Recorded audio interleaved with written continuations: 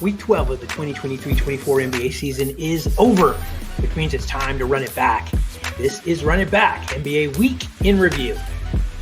I'm Jose Salviati, editor at thepeachbasket.net, and this is the show where we recap the week that was in the NBA and then discuss the NBA question of the day as we prepare for the week to come.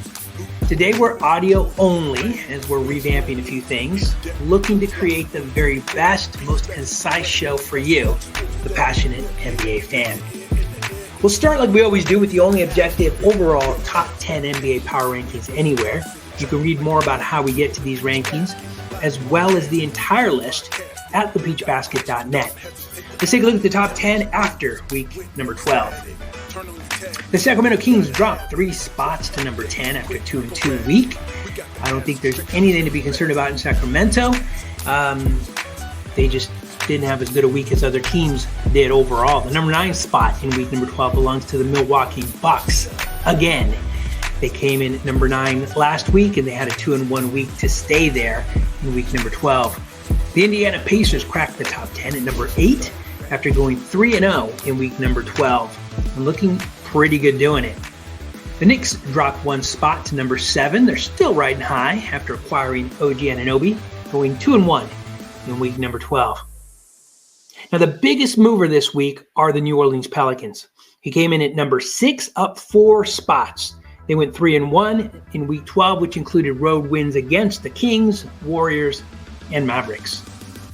The Denver Nuggets had a good week at 2-1, but not good enough to keep them from dropping 1 spot to number 5. The number 4 spot belongs to the Los Angeles Clippers, one of the hottest teams in the Western Conference right now. They had a 3-1 week and moved up 1 spot.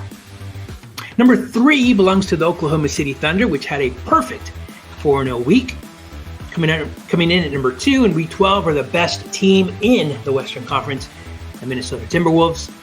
And the number 1 team after week number 12, once again, the very best team in the Eastern Conference and arguably the best team in the association right now, the Boston Celtics. That's the objective top 10 list for week number 12. If you want to see all 30 teams and where they land this week, please visit thepeachbasket.net. Now let's shift our focus to the players. These are the best to do it by average in week number 12 of the 2023-24 NBA season. Today we're expanding the list to include the best average in field goals made, 3-point shots made, offensive and defensive rebounds, and game score. If you aren't familiar with game score, it was created by John Hollinger to give a rough measure of a player's productivity for a single game. For reference, the highest single game score in any game since the 1983-84 season belongs to Michael Jordan, because of course it does. He had a game score of 64.6. A score of 10 is average, 40 is outstanding. Let's see who had the highest game score in week number 12. But first, let's take a look at points. Points and field goals made both belong to Dallas Maverick Kyrie Irving, who averaged 36.3 points per game with 13 field goals made on average. The best average for 3-point field goals made belongs to Splash brother Klay Thompson with 5.3 made threes on average. The best overall rebounder in week number 12 was a New York Knick, Isaiah Hartenstein. He averaged 16.3 boards and also was the leader in offensive rebounds at 5.7. The best rebounder on the defensive end was Rudy Gobert, who averaged 11.3. The best playmaker in the NBA for week number 12 was Nikola Jokic. You don't expect your center to be the best playmaker, to be the best assist guy, but this guy is a unicorn. He's amazing. He averaged 12 assists per game. Mo Bamba protected the rim better than anyone for the 76ers, averaging 3.5 blocks per game in week number 12. LaMelo Ball only played 1 game for the Hornets, but he made it count. He was the best by average in steals with 5 per game.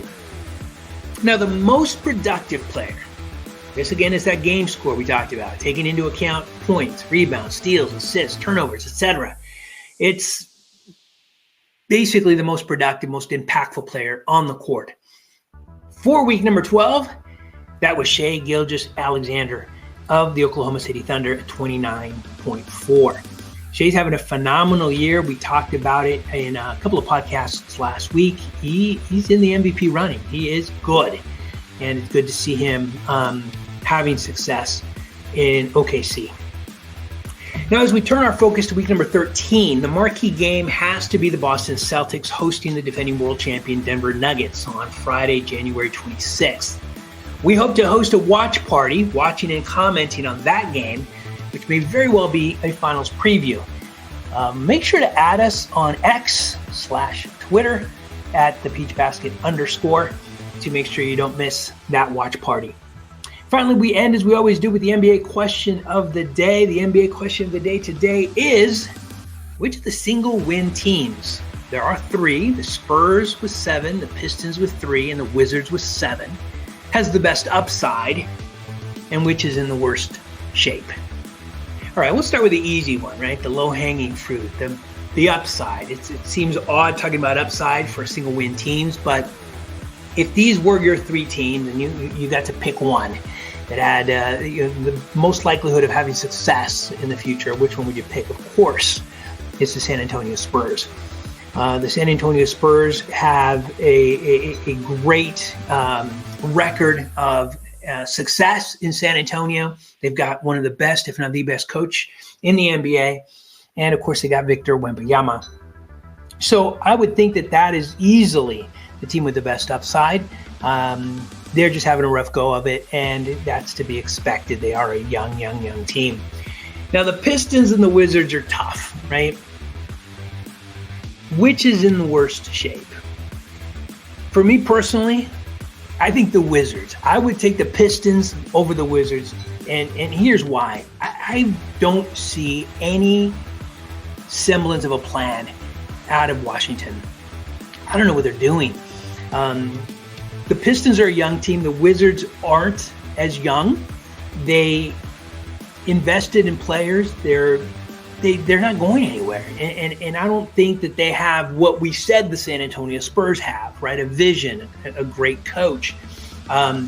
You could argue the same for the Pistons, but the Pistons have had success earlier, right, than the Wizards' success. The Wizards haven't been good since they were the Bullets. The Pistons have been good, a little over a decade ago. So I think the Pistons are probably going to be okay. I think obviously some changes need to be made for both franchises, but the team with the best upside, San Antonio, the team that's currently a single win team with the worst shape, sadly, are the Washington Wizards. That's it. Week number 13 of the 2023-24 NBA season is in the books. Join us next week after week number... Oh, wait, I messed that up, didn't I?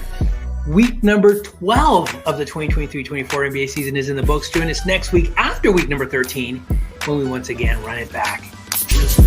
Pick and roll, post up, crossover, step through, step back, corner 3, dribble, drive to the hoop. We provide hoop news, hoop court truths, voice of the fan, win or lose. In-depth reports, locker room to the court. Peace basket, congrats for all facets of the sports. So look here, lend the air in the air is the sound of hoop fanatics in the atmosphere. Your expectations, we will surpass it. Attractive like a magnet, tuned in the Peach Basket. Live broadcasting, even podcasting. Got a question, don't hesitate to ask it. Intelligent news with no static. Turn on your tablet when you gotta have it. Drop updates quick like a rabbit. We got the answers, check out Peach Basket.